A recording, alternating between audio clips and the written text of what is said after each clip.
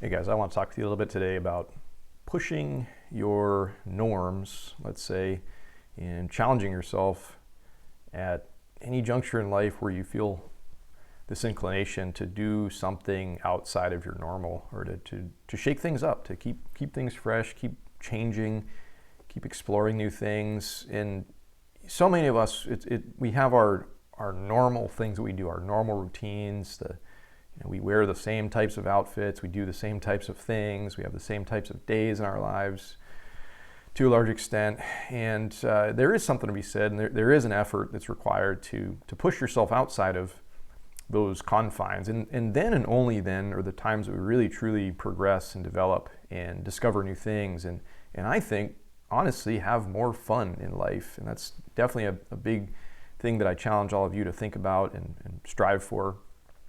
I just can't tell you how much better I feel about my life and how much more I enjoy things when I'm doing these sorts of things that are outside the box from what I normally do. And I have these really two small kind of funny examples of these phrases that go through my brain quite often, and I just wanted to share them with you. And these are these small little cues that remind me to do exactly what I'm talking about as much as possible in my life. But the first one is, it comes from the movie Reservoir Dogs. I don't know if any of you guys are familiar with that movie. If you're a little bit younger, you might not have seen it, but it's a Quentin Tarantino film from, I believe it was the early 90s when it was made. And it was this film about this heist that this group of kind of gangster guys was going to pull off. But anyways, in the beginning of the movie, there was a scene where all these guys were sitting around this table and they were getting ready to pay the bill. And Steve Buscemi's character, he has this great dissertation where he talks about the reasons why, like, he doesn't like to tip waitresses, and he just plain out doesn't tip.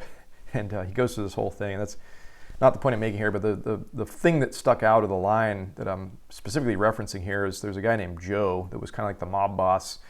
He just kind of gets to the point where he's tired of hearing Steve Buscemi talk about all his normal stuff, and he's just like, plain and simply, he's like, never mind what you normally would do. Today we're doing this. Like, you're going to do it like this today, and like, forcing him to do something different. So that's just the connection in my brain is like I hear Joe's voice actually, and hopefully you can go and watch the movie and see and experience and feel like what I'm talking about. But when Joe talks, he's this mob boss. He's a powerful guy. So it's just the fact that I have his voice in my brain reminding me and telling me these things, like almost like forcing me to get outside of the box, like forget about what you'd normally do, like never mind what you'd normally do, like do something different today, a little bit of force behind it.